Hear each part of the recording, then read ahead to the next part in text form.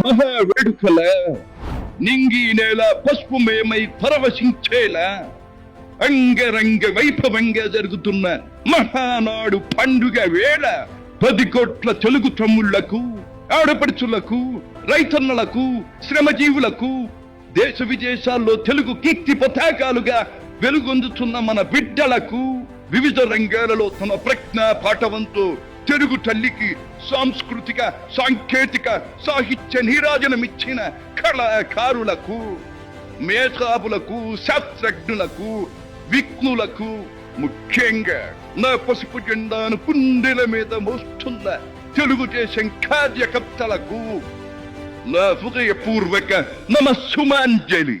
సరిగ్గా 43 ఏళ్లయింది నా తెలుగు వారి కోసం, నా తెలుగు జాతి ఆత్మ గౌరవం నిలపడం కోసం తెలుగుదేశం పార్టీ స్థాపించి.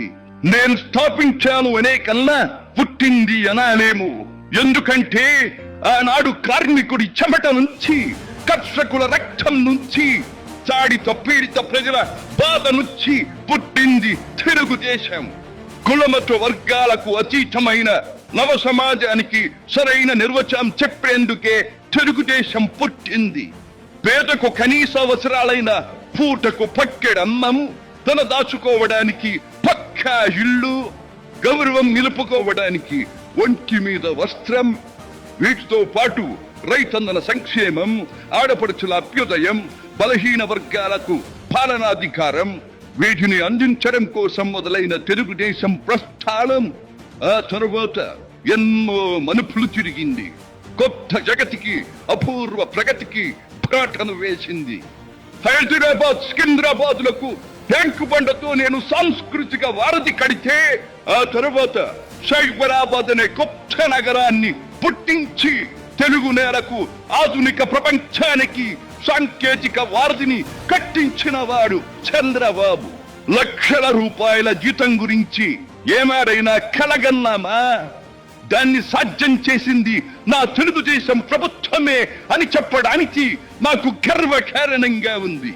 డోక్రా సంఘాలతో నా ఆడపడుచులు సాధించిన ఆర్థిక స్వాతంత్ర్యం చూసి నాకు సంతృప్తిగా ఉంది.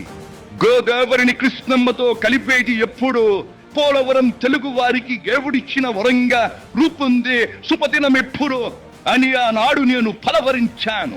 పట్టి సీమతో ఒకటి నెరవేరింది.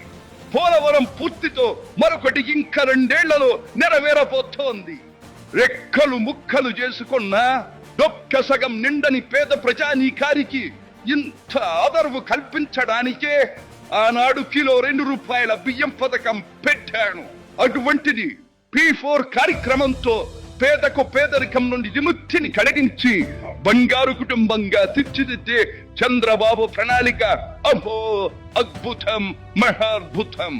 శాతవాహన సామ్రాజ్యానికి ఒకప్పటి రాజధాని నగరంగా బాసిల్లిన అమరావతి పేరిట నేడు నిర్మాణం జరుపుకుంటున్న ఆంధ్రుల రాజధాని నగరం దేవేంద్రుడు సైతం అసూయ పడేలా, మయూరి సైతం అప్పుల పడేలా రూపుదిద్దుకోవాలని మనసారా దీవిస్తున్నాను. క్రమశిక్షణాపూరితమైన అభ్యుదయ సమాజ నిర్మాణ శక్తిగా యువతను మలచడం కోసం ఆనాడు నేను కలను కన్నాను. యువగణానికి ప్రాధాన్యమిచ్చి యువశక్తికి పదును పెట్టి నా కలను నేడు తీరుస్తున్నాడు నా మనవడు లోకేష్. అంతేకాదు, అధికారానికి సరైన నిర్వచనం మానవ సేవ అని ఆనాడు నేను పాటించిన నియమాన్ని నేడు గతంలో ఆచరించి పార్టీ కార్యకర్తకైనా సాధారణ పౌరుడికైనా అండగా నిలుస్తూ నా వారసత్వానికి వన్నెదిస్తున్నాడు లోకేష్. గగన సీమ నుండి ఇది చూసి అయ్యా రే ఫలా ఫలా మనవడా ఫలా అని మురిసిపోతోంది నా మనస్సు. ఈ దేశం మనది, దేశ సమైక్యతే మా సిద్ధాంతం, మా రాష్ట్రాభివృద్ధే మా దేశాభివృద్ధే మా లక్ష్యం అంటూ ఆనాడు నిత్యం నినదించేవాడి. ఈనాటి వికసిత భారత్, వికసిత ఆంధ్రప్రదేశ్ గురించి వింటుంటే ఇదే కదా నేను కోరుకున్నది అనిపిస్తోంది. చివరిగా ఒక్క మాట, చెరుగు నేల నలు చెరుగులా పాడి పంటలతో పారిశ్రామిక వికాసంతో పరవశించాలని, తెలుగులాట ప్రతి ఇంట నిత్య వసంతాలు చెందాలని, ప్రజల కోసం అంకిత భావంతో ప్రభుత్వం చేస్తున్న కృషి ఫలితం కావాలని ఆకాంక్షిస్తున్నాను. సెలవు. సర్వే జన సుఖినో భవంతు.